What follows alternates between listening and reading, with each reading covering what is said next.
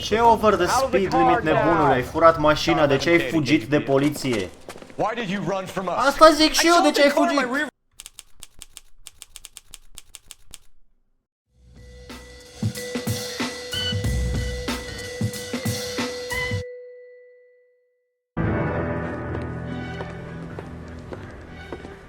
No cause. Phelps, Casti. B-Cop says he located a green Kaiser Frazer from the hot sheet. Address is 6 West 2nd Street. Get over there and see what you can find out. Mașină furată, aparent. Go on. Sorry to inconvenience you. Nu-i nimic, șeful. Hai că mă duc. We're on it, Captain. We got a stakeout down on 2nd later tonight. Avem o mașină furată care a fost descoperită. It pays the rent, though. Keeps Mrs. Phelps in the manner to which she's accustomed. Nu vorbi despre nevastă mea. Passionate, romantic type like you, Cole? Ce să zic, sunt un romantic incurabil. Uite și tu la mine. Față de romantic. Deci mergem să investigăm o mașină care a fost găsită, care a fost raportată ca fiind furată, din câte îmi dau seama. O să întorc și eu aici. They're calling her the Dahlia now. Wonder what Veronica Lake makes of that one. Bă, da, ăsta e nebun, nu vezi că sunt acolo, stai că deschid sirena. Deschidem sirena. Captain Donnelly seems to think they have it all wrapped up. Brown and Green are sweating this Manley character. I heard it'll be in front of a grand jury by next week. Despre ce vorbesc ăștia? Despre un alt caz. Terrible enough being murdered like that without having been dead. Strewn all over the front sheet. Cred că vorbesc despre Black Dahlia, îmi dau seama. Black Dahlia a fost un caz celebru din Los Angeles în care o femeie care voia să devină celebră, o actriță, a fost ucisă într-un mod oribil. Și culmea, după ce a murit și a îndeplinit visul, a devenit celebră. Dar cred că despre asta vorbesc, am impresia. Sau despre un caz similar, dar ziceau ceva despre Dahlia. Bă, dar ce frumos e reconstruită lumea asta din epoca aia. De la stâlpi, la cum se îmbracă oamenii, la mașini, la cutiile poștale. Take it easy, Phelps. Rather get there in one piece. Da, mă, da. Și ăia de acolo n-au zis nimic. Tocmai am dat cu o cutie poștală spre ei și n-au zis nimic. Ok, hai că am ajuns la caz. Am ajuns la situație. Să vedem ce avem aici de rezolvat. That's the car, Cole. Just pulling out of the drive. Get him. Aoleu, trebuie să-l prindem. Remember, we need him healthy enough to answer. De ce fuge toată lumea? De ce toată lumea fuge? 1247, Detective Phelps, requesting immediate backup in pursuit of a stolen green Kaiser Frazer from 6 West 2nd Street. Kaiser Frazer se cheamă mașina asta, aparent. Și se mișcă foarte repede. Eu merg la maxim și nu pot să o opresc. Nu pot să o ajung din urmă. Hai că acum m-a lăsat.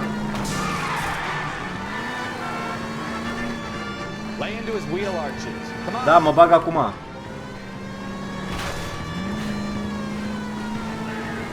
Hai. Hai. Nu reușesc. Hai, oprește-te. Dar nu mă joc. Încerc să-l opresc. Nu mai fi nebun și tu. Hai că l-am prins.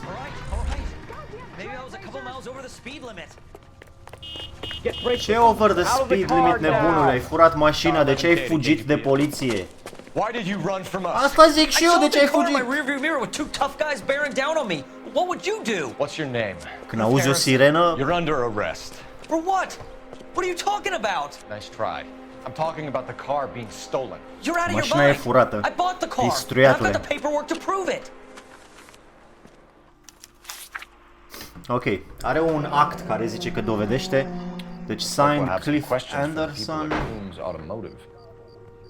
The Coombs Automotive Company, date Make Kaiser Frazer Type nu știu ce, nu știu ce, nu știu ce. Dar știți ce mă întreb eu? Vedeți că scrisul ăsta Cliff Anderson și adresa și astea sunt scrise cu alt pix, dar probabil că asta este normal.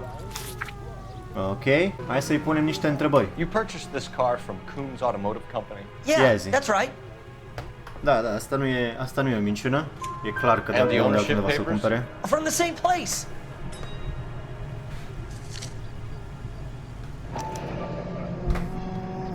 If this is a forgery, it's top notch. This will need to be traced.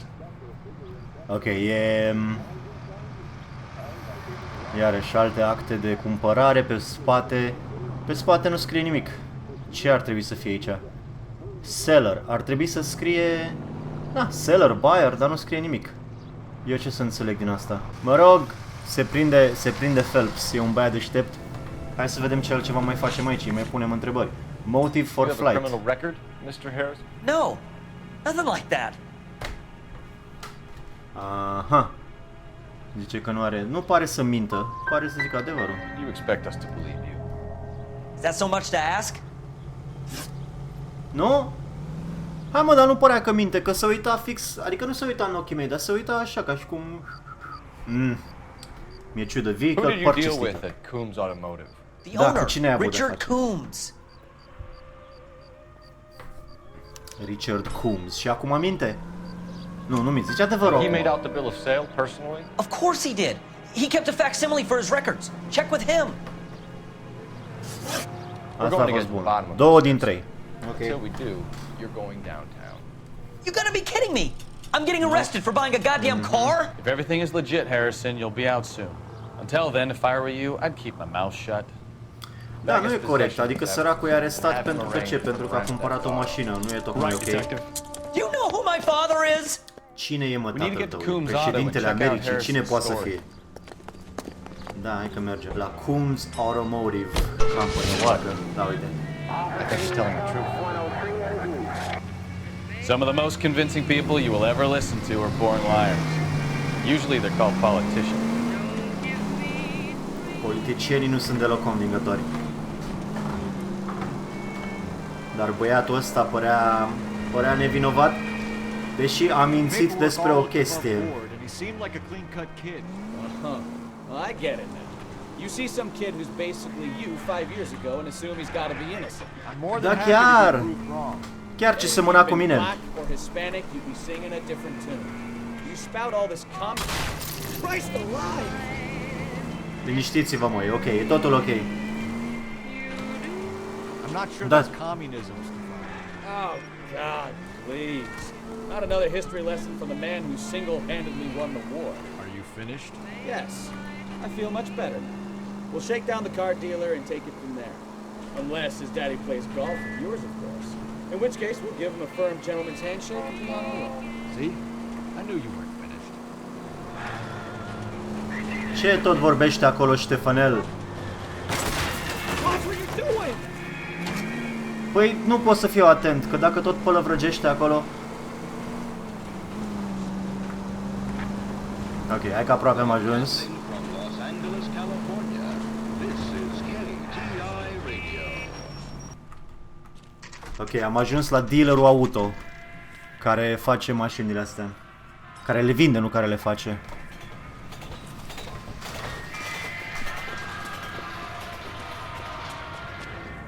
Not another step. I have got a Buick Century sedan that would be absolutely perfect for you. E, serios? Detective Phelps, LAPD, are you the owner? Mai zi despre mașina aia. Richard Coombs at your service. You looking to trade in a black and white, boys? Mr. Coombs, we're investigating an auto theft. A man by the name of Cliff Harrison claims he bought the car here.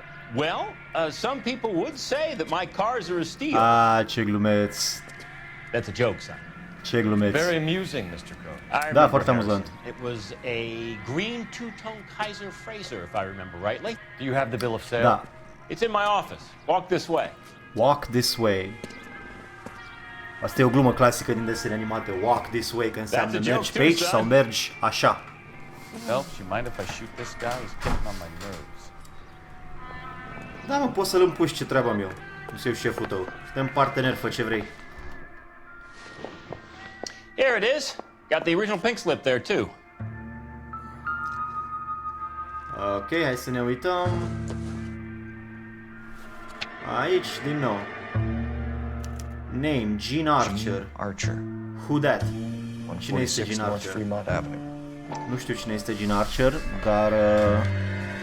ok, pe spate acolo avem, din nou, Gene Archer, Coombs, Richard Coombs. Richard Coombs, cine e? Ok, am văzut și chitanța aia, hai să vedem și asta, este ce? Asta e o altă chitanță. Cliff Anderson, Coombs Automotive Company. Este chitanța pe care o avea și el. Este o copie. Harrison's purchase receipt was legit at least. Da, Deci chitanța prezentată de Harrison ăla era adevărată. We have a couple of questions. All right, Câteva fellas. întrebări. Shoot. Ia spune-mi tu, te rog, detaliile Can you tell us how tranzacției. you came to buy the car? Girl just wandered in right off the street. Fata a venit de pe stradă cu mașina. Da, pare să zic adevărul. Nothing unusual about the car. Not really my usual type of vehicle. The price was certainly right, though. Nice girl, but about as sharp as a bag of wet mice. Did you pay with check or cash? A check. She wanted it made out to cash, but I insisted. Man has to watch his cash flow. What name? I made it out to Gene Archer on the Bank of Arcadia. Deci o anumită Gene Archer a venit în magazinul ăstuia și a vândut mașina. Apare nu era foarte isteață. În cuvintele lui era mai proastă ca un sac de șoareciuzi. E proastă ca un sac de șoareciuzi. Ok. Can you Cum arăta describe this Gene Archer? această Gene Archer? Brunette, maybe 25, 26.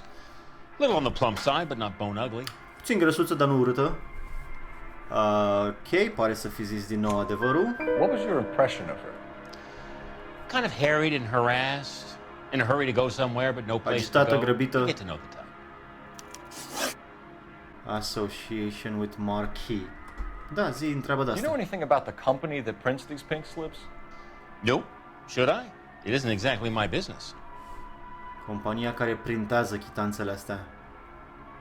Deci tu se uită fix în ochii mei, nu pare să fie deloc. It says Marquis Printing. You've never heard of them? Marquis. Sure. They do all the government red tape. You'll find the place down on Aliso Street near San Uite, Diego. deci mințea. Și eu trebuia să zic că spune adevărul, de el de fapt mințea. Asta e puțin ciudat, dar în fine. Am răspuns corect la toate When până exactly acum. did you hand over the check, Mr. Combs? Close of play on Friday. Stă să se gândească. Pare să aibă dubii. Eu am să zic doubt. Why didn't you pay her cash? You knew the car was dirty. I had an inkling. When people are in a hurry for money, always pay by check, son. Gives you a couple days to back out. Și asta a fost bună. Suspicious transactions. Yes, of course it was. Evident că minte aici, e clar ca lumina zilei. Dar nu am nicio dovadă și din câte am înțeles când n-am dovezi, fost zici Did this doubt. look legitimate to you, Combs? I'm in used cars, son, not bearer bonds. In my business, you don't look a gift horse in the mouth. Now don't come on all high and mighty with me if you want my help. Thanks for your help, Mr. Combs. 5 din 5. We need to continue the investigation. Hope you sort out your problem with Mr. Harrison. Da. Go easy on him, son. Boy's about as sharp as a bowling ball. He's built too low. The fastballs fly over his head. Mr. Harrison, ăsta e ăla pe care l-am arestat inițial, ăla cu pistrui. Da, mă, împușcă-l, ce tot îmi zici mie, lasă te las eu. Police telephone. Existau așa telefoane polițiste pe special pentru polițiști, adică? Phelps, badge 1247. James Velasco is being held at Central Station on suspicion of GTA. Possible link to the Harrison case. They're waiting on you to conduct the interview. Thank you. Ok. Ok, deci mai avem mai multe. Este și un oarecare James Velasco la stația de poliție. Am aflat mai multe despre Jane Archer. Aș vrea să iau o mașină de la ăsta, că m-am săturat de mașină. Are și asta o mașină faină. Uite, asta arată mișto. Asta arată mișto. Hai să o luăm și noi pe asta. Hey, what the hell are you doing? Grenade and a barrel of oatmeal. Mergem la... I like your thinking, Phelps. Call it evidence. The guy's an Aia asshole. este... Pick it up at the pound. Aia este adresa de pe pink slip, de pe factura aia. Ok, am ajuns aici și aproape suntem acolo.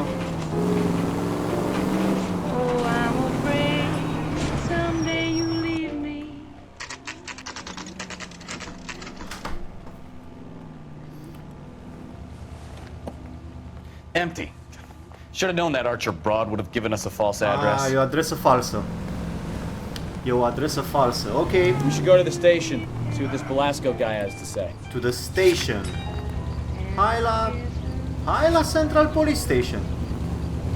Hai la Central Police Station. Hai. Bă, chiar e faină mașina asta, mă. Deci se mișcă mult mai bine. Poți să faci curbe, merge repede, se aude frumos motorul. Bă, e perfectă. Ok.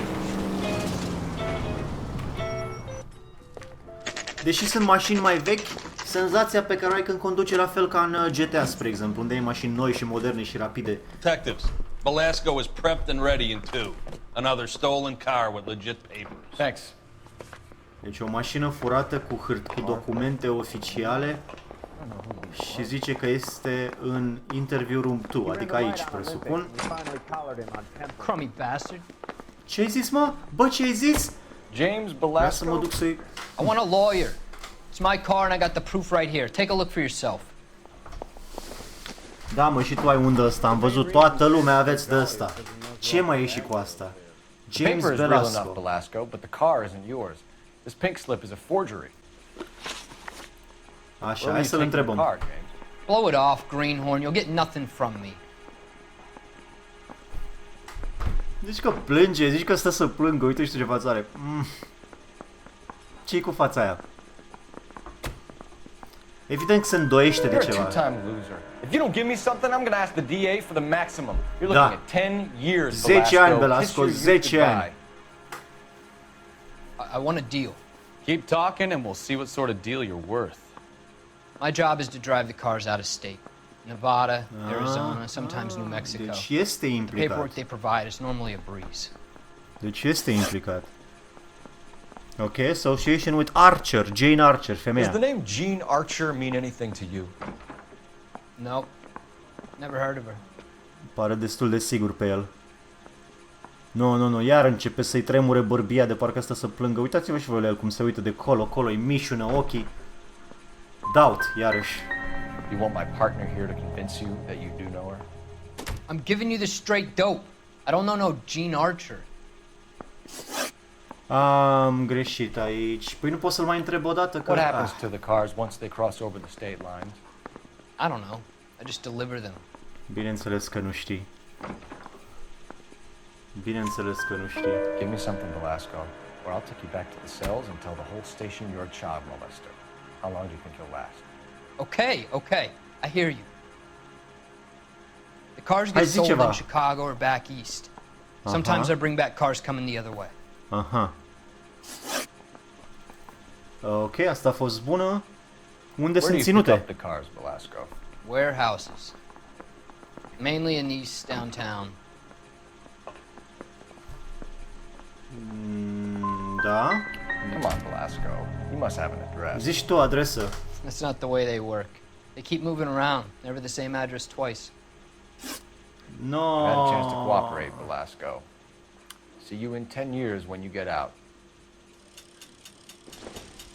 N-am făcut decât 2 din 4 și n-am rezolvat nimic. You're Phelps, right? Da. Yes, I am. Look, can we do this later? I'm in the middle of it. Ray Pinker. I'm with Technical Services. The pink slips are all real. Aha. Yes, we know that. There's only one company that prints them in California, the Marquee Printing Company. Da, știu They've deja asta. confirmed that the numbers are legitimate. You've checked them out? Sure. They're on Aliso Street near the corner of San Pedro. The guy I spoke to was Lightval. Gordon Lightval. Here, I wrote it down. Thanks, Ray. Compania, This is a great lead. We'll get down there as soon as we can. compania care printează documentele astea de vânzare, cumpărarea mașinilor. Phelps, your GTA suspect Gene Archer, spotted by a patrolman. Western Union office, 253 South Hill. Less than a minute away down the street if you run. Go! Ok. She won't hang around. Da, mă duc acum, pe jos, cică, pe jos, hai pe jos. Să o prindem pe Gene Archer asta pe care o tot căutam. Zicea că e aproape, la 1 minut. Uite-l pe ăsta cum e... ce frumos, ce simpatică e lumea asta. Ilustruia papucii. Unde e? Hai mă, ziceai că e aproape, nu mă pune să fur o mașină, că-s polițist. Chiar nu vreau să fur mașini. Gene Archer, where are you? Sunt un polițist, bă, n-am evadat de la nebun. O fugăresc pe Gene Archer. Uite acolo trebuie să fie. Check caching, acolo, hai că am prins-o.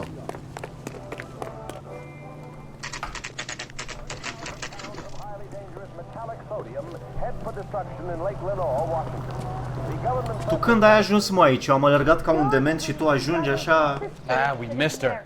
No! Ask the lady at the counter what happened. Cum am pierdut-o? Is that him? Bill won't buy me something I'm looking nice. for Jean Archer. I'll find someone who will. Yes, sir. She's already gone. She seemed in a terrible hurry, shouting and cursing. Is there some kind of problem? No problem, ma'am. Thank you for your help. Abia mi-a arătat, abia am scăpat-o. Băi, am nevoie de o mașină. Poți să iau o mașină de aici? Da.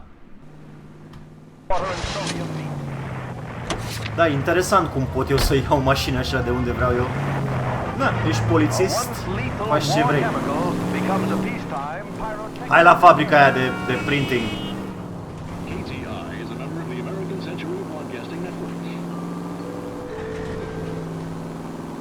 Of, ce mi-a scăpat Jean Archer. Și băia, de ce merg pe contrasens? A, nu merg pe contrasens, eu merg pe șină. Ok, să sperăm că nu vine niciun tren.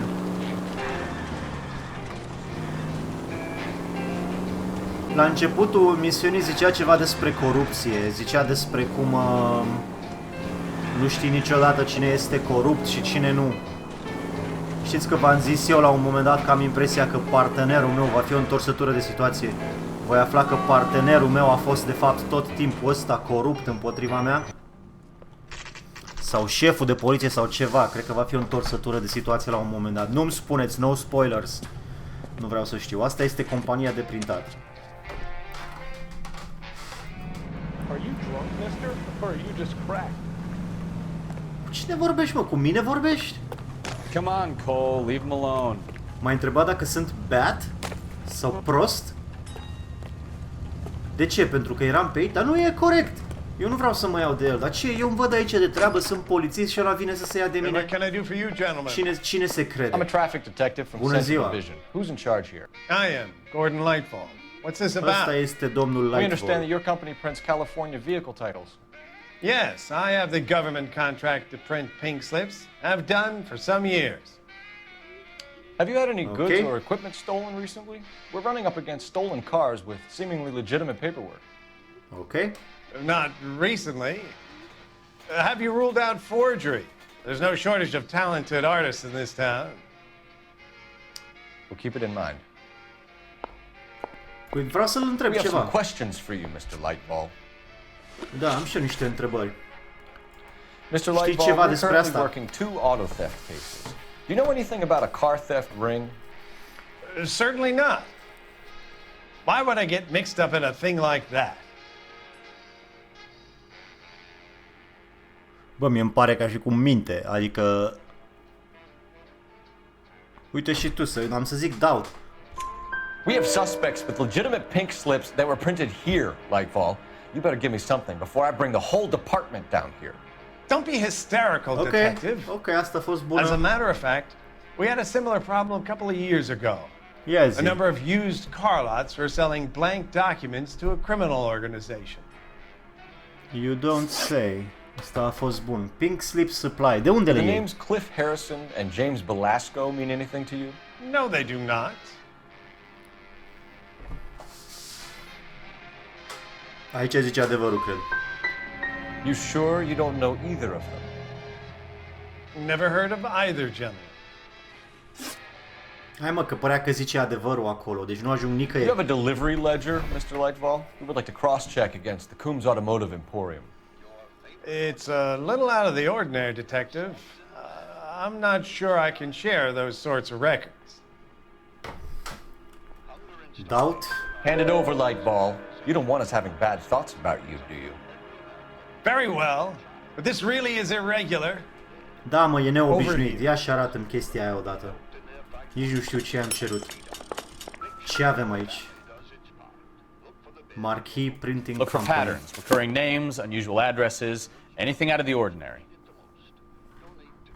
Ha. Deci ce ar trebui să caut eu aici?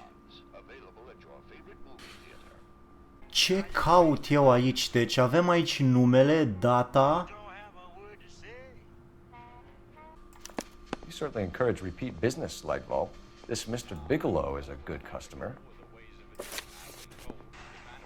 Sorry to bother you, sir. We'll let you know if there are any developments. Deci domnul ăla, Bigelow, aparent e ceva cu el, nu știu care e faza. Ce pot să mai fac eu acum? 58 Industrial Street. Ăla probabil că e cine le face, dacă e peste tot domnul Bigelow. Hai la domnul Bigelow. Muncă detectiv, ce vrei? Muncă de detectiv. Ok, ok. Tot înainte. La datorie, băieți. La datorie. Nu putem să lăsăm hoții de mașini să umble liber prin oraș.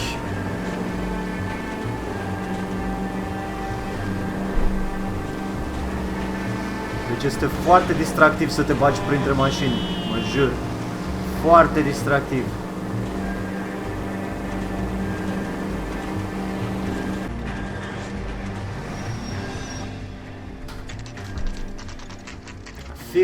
Industrial Street. Ce avem noi aici?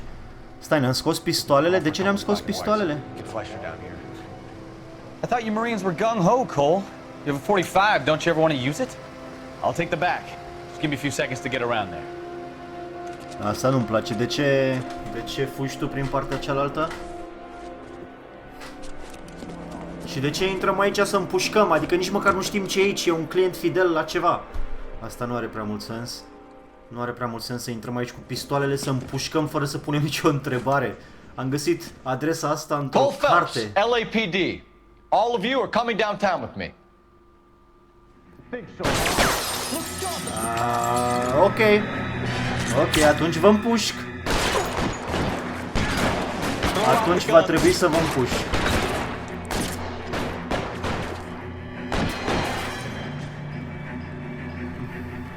Let's move forward.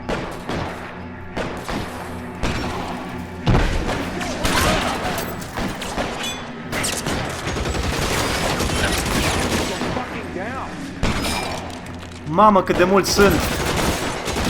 Frate! Sunt o grămadă!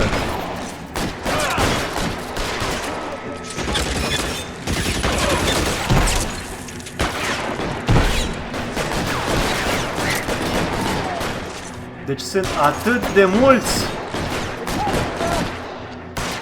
Frate, e un măcel! E mai rău ca în război, am intrat aici și am început să măcelăresc săracii oameni.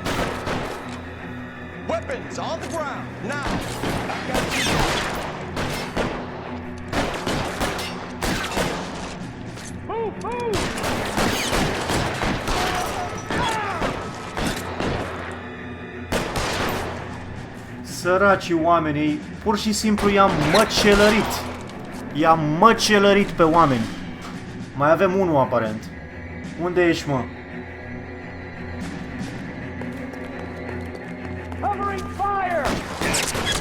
Hai, e aici! E aici, e chiar ăsta! Mor, mă, mor! Mor!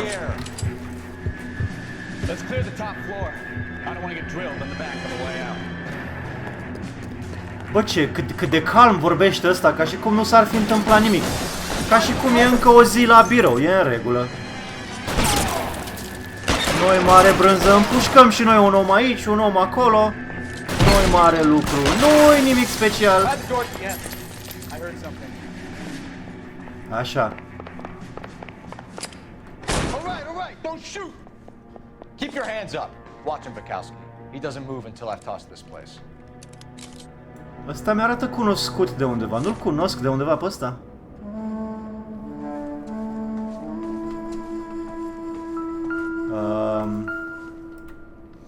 Uite, o grămadă de pink slip-uri de-alea. O grămadă de pink slip-uri. Avem și o agenda aici, pe care apare nu putem să o deschidem. Avem niște lemne, niște chestii, niște unelte, un ceas, un calendar. Uite aici, aici e ceva. Și ce e aici, spre exemplu? Pare un sac plin cu bani. Sau un cadavru sau ceva, nu ne uităm și noi ce e acolo? Aici avem documente. Aici pe masă avem ceva. Marquee Printing Company, Certificate of Title.